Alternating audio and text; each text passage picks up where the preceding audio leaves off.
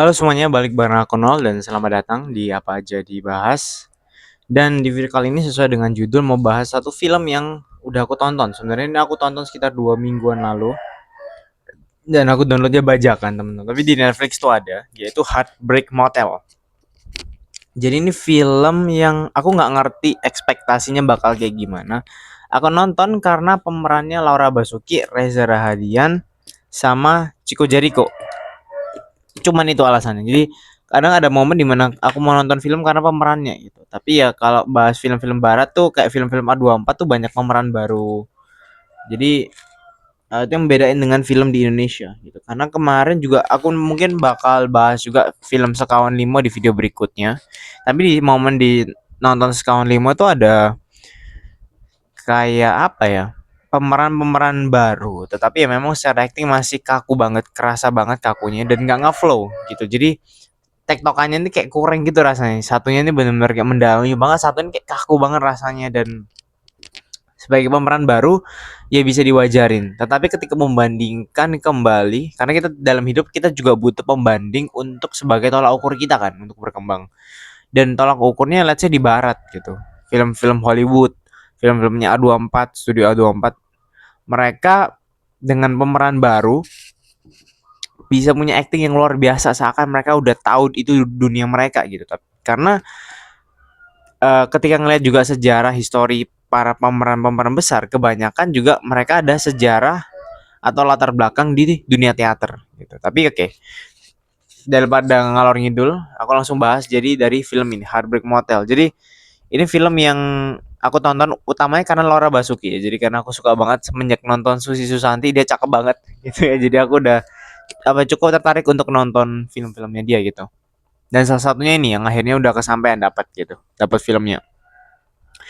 Dan apa ya, buat aku ini film yang jarang sekali eh, ada di Indonesia. Alurnya maju mundur, apalagi dengan alur yang maju mundur, dia itu nggak ada penanda gitu. Kayak misalkan biasa kan film-film tuh kalau alurnya mundur kadang dikasih hitam putih kayak di Oppenheimer. Kalau alurnya dia lagi alur yang lagi di belakang, dia tuh jadi hitam putih. Tapi kalau alurnya di masa kini itu berwarna. Sama kayak di Jatuh Cinta seperti film-film. Mungkin alurnya dia nggak maju mundur, tetapi apakah ini lagi dalam skrip atau out of script? Ada pembedanya hitam putih dan berwarna. Kemudian kalaupun nggak hitam putih, ketika flashback, cerita flashback biasanya dibikinnya agak dreamy, apa color gradingnya. Tapi di sini nggak, color gradingnya benar-benar sama persis dari awal sampai akhir konsisten dan itu yang bikin bingung. Tapi di sisi lain itu benar-benar aku suka banget film yang muter otak banget. Jadi kayak mikir oke ini lagi di mana posisinya dan akhirnya bikin mikir banget dan sampai di akhir, sampai di ending itu filmnya akhirnya bisa ngerangkai puzzle. Kita akhirnya bisa ngerangkai oh ini ternyata alasannya ini muncul kayak gini. Jadi menurutku sebuah film yang bagus kadangkala harus ada kayak gitu. Karena kebanyakan film-film di Indonesia terlalu memanjakan, kayak agak lain itu di sisi lain bagus. Tetapi karena dia terlalu filmnya udah terlalu ngalir aja dan sebagai penonton aku sering kali tuh suka banget dibikin mikir. Karena buat aku esensi dari apa ya, karena hidup mungkin juga suka banget untuk mikir, makanya video ini judul-judulnya itu banyak banget kan di channel ini. Tapi ya itu yang bedain gitu karena perbedaan literasi atau cara berpikir di Indonesia kan nggak seperti itu. Mereka banyak sekali eh suka nonton film yang santai. Mereka pingin lari lah dari kerjaan dan segala macam dan bisa dilihat gitu tingkat literasi Indonesia gimana, kemampuan berpikir atau IQ rata-rata Indonesia seperti apa dan itu sangat-sangat bisa dilihat dari film apa yang mereka nikmatin dan nggak aku juga pas searching penontonnya Heartbreak Motel dikit banget gitu 200.000 bahkan kelihatannya nggak nyampe penontonnya jadi ini sangat disayangkan banget gitu film yang bagus yang susah sore itu salah satu film yang menurutku mikir banget dan nggak nyangka juga dia bisa masuk top berapa gitu kan film terlaris di Indonesia tapi nggak dipungkirin juga pemerannya juga bukan sembarangan dan mereka promosinya bener-bener gencar-gencaran gitu. Jadi satu hal yang aku pengen sampai di awal film ini butuh kredit ya yang lebih banyak bahwa Indonesia tuh nggak kekurangan film bagus. Kekurangannya adalah penonton yang mencari film bagus. Karena definisi bagusku dan definisi bagusnya orang Indonesia kebanyakan kan beda. Bagusnya mereka Indonesia kebanyakan ya nyari film yang santai untuk hiburan. Buat aku hiburan gue mikir. Kalau gak baca buku, ya nontonin video di YouTube, belajarin apa. Nonton film salah satunya bikin aku mikir. Makanya sekarang tuh aku lagi ngejar series detektif gitu. Namanya The Mentalist. Dan film ini satu hal selain tadi bahas tentang alur maju mundur, pemerannya juga luar biasa banget. Buat aku kayak udah nggak diraguin. Laura Basuki, Reza Rahadian, terus ada Chico Jericho, ada Luna Maya, ada Dara Adis Dara yang main Soul itu Sheila Dara. Jadi kayak pemeran-pemeran top ada masuk dan film ini benar-benar mengisahkan satu hal yang aku suka banget bahwa bahas bagaimana isu perempuan yang seringkali melihat dirinya sebagai objek. Jadi uh, film ini juga mengangkat isu-isu gitu kan. Sebenarnya di dunia di Indonesia juga mengalami father issue gitu. Ada masalah ketiadaan sosok ayah dan film ini juga membahas hal tersebut. Bagaimana akhirnya seorang anak perempuan yang tumbuh besar tidak memiliki sosok ayah dalam hidupnya, ada tetapi tidak hadir dalam hidupnya. Dan akhirnya pelan-pelan wanita ini mencari, aku ini siapa? Bagaimana sih cara aku bisa diterima di dunia? Walaupun dia disakiti, dia mengalami KDRT, akhirnya dia pelan-pelan juga melihat dirinya sendiri sebagai objek. Ketika suaminya juga melihat dia sebagai objek, wanita itu pelan-pelan mulai tidak melihat dirinya sebagai manusia lagi. Jadi pesan yang sangat-sangat luar biasa yang buat aku ini film yang layak untuk ditonton. Aduh, mau ngomong layak ditonton dengan keluarga juga ada satu adegan yang lumayan hot ya. Jadi nggak bisa sih. Tapi satu hal mungkin buat teman-teman yang pasangan yang at least sudah 18 tahun ke atas bisa untuk nonton film ini dan belajar juga untuk berhati-hati atau mungkin kenal dengan teman-teman yang terutama perempuan yang melihat dirinya sebagai objek karena luka dari masa lalu bisa membantu mereka. Dan apa ya, banyak juga angle-angle yang pengambilan kamera juga luar biasa gitu ya.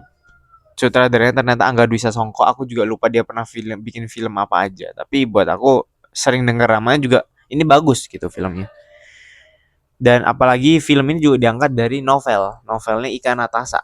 Dan Kak Ika Natasha ini aku pernah baca dan aku pernah review juga bukunya, yaitu Twi Fortiare di Fortiare, ya kan, di Fortiare, terus Twi Fortiare di Fortiare 2 ini aku belum baca nih. Dan oh iya, ini adaptasi Twi Fortiare itu pernah diadaptasi juga dan diperanin oleh Reza Radian dan aku belum nonton filmnya. Terus ya ini salah satu buku dari Ika Natasha, Heartbreak Motel. Terus Ika Natasha juga salah satu penulis wanita yang ya itu sudut pandangnya kan wanita banget dan mengulikannya dan segala macam itu seru gitu. Ketika bahas di Fortiare novel itu seru aja gitu. Sebagai laki kayak bisa, oh ternyata wanita tuh kayak gini. Jadi bisa seakan memahami sedikit wanita yang sekompleks itu sebenarnya. Dan di film ini juga tokoh utama memang si wanita ini. Kayak Reza Radian dan juga Chico Jericho itu jadi seakan pemeran pembantu gitu. Dan aku waktu itu seinget endingnya itu buat aku ending-ending biasa pada umumnya di Indonesia. Jadi nggak kayak film Whiplash. Jadi kalau teman-teman, aku belum review film Whiplash dan mungkin nggak akan review, tapi teman-teman nonton sendiri, itu adalah salah satu film yang endingnya gantung. Jadi kayak film Avatar 2, Avatar 3 kemarin, Fire and Ash tuh endingnya gantung. Walaupun jelek ya memang filmnya, tapi film ini seperti kebanyakan film Indonesia tuh tidak diselesaikan. Jadi endingnya, film ini Heartbreak Motel ini diselesaikan endingnya. Jadi ada penyelesaiannya, ada resolusinya dan tidak gantung. Karena kan novel juga biasanya ada penyelesaiannya, jadi make sense. Gitu. Jadi masih bisa diterima. Kecuali kita bahas film-film kayak Whiplash itu kan film murni. Nanti mungkin ada beberapa film A24 yang ingin aku coba untuk tonton. Aku pengen coba untuk kulik juga bagaimana mereka nanti ngasih ending yang apakah ada gitu ending-ending gantung. Karena salah satu yang aku mau spoiler dikit ya, dari Scam 5 itu endingnya dia itu ada bukan gantung tapi ada pertanyaan yang tidak terjawab. Aku dalam hati itu berharap untuk film ini tidak dilanjutkan sebenarnya, tapi ada kesempatan nih. Mungkin dari studionya ya mereka gantungin sebuah cerita dan karena uh, ada pertanyaan ini, mereka akhirnya mungkin bisa bikin film lain yang menjawab, dan harapannya film yang ketiga tidak milking hanya karena cerita yang belum selesai di film yang kedua. Karena US Band 1 kedua itu kan serunya adalah dari US Band 1 kedua itu US Band 1 ceritanya selesai. Cerita US Band 2 melanjutkan dengan karakter yang sama, dengan latar belakang yang sama, dengan kondisi masalah yang baru. Kalau film-film gantung kan biasanya ditambahin film berikutnya, itu kan menyelesaikan masalah yang belum selesai di film sebelumnya. Jadi harapanku juga nanti untuk film itu yang Scone Limon, aku mungkin juga bakal review, itu endingnya diselesaikan di film berikutnya pun kalau mau, kalaupun tidak masalah. Tapi kemungkinan besar setahun depan atau 2 tahun lagi filmnya bakal muncul. Pemahamanku kurang lebih akan seperti itu. Dan film ini Heartbreak Motel ini akan jadi sebuah film yang aku sangat sarankan teman-teman untuk tonton. Tadi aku juga udah bahas bahwa uh, ini mengangkat isu yang sampai sekarang tuh masih ada di dunia gitu. Bagaimana wanita melihat dirinya sebagai objek. Kita bisa lihat kayak banyak sekali wanita yang sorry to say mereka menjual diri untuk mungkin ya secara ekonomi ataupun sebagai pelarian. Kira ada banyak sekali alasan, tetapi biasanya pemicunya itu satu gitu. Masalah di dalam rumah kebanyakan itu seperti itu. Dan sebagai seseorang yang suka sekali dengan psikolog manusia, suka sekali untuk baca karakter orang, suka banget untuk pelajarin kenapa sebuah karakter yang bisa terbentuk, dan memahami cara mereka memandang dunia. Buat aku ini film yang seru. Kadang ada kayak gregetnya, ada kayak kok lu bisa mikir kayak gini sih, tapi ini film yang seru. Film yang seru, dan aku nggak mau bocorin gimana ceritanya karena sama kayak nonton Relay kemarin. Kalau aku bocorin sedikit, filmnya nggak akan seru. Tapi aku mau bahas bahwa film ini mengangkat isu itu.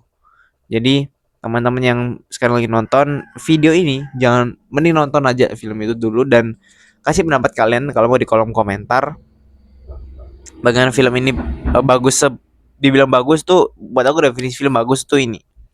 Seharusnya agak lain tuh kemarin ratingnya 9. Karena ya buat aku ini rating 10. Tapi nggak bisa memungkiri juga preferensi orang gitu kan. Dan kurang lebih itu doang yang bisa aku bahas. Mungkin agak ngalor ngidul tadi, tapi semoga bisa menjawab review pemahamanku, apa yang aku dapatkan, apa yang aku nikmatin dari film itu. Semoga terjawab, dan aku harapin teman-teman juga untuk nonton.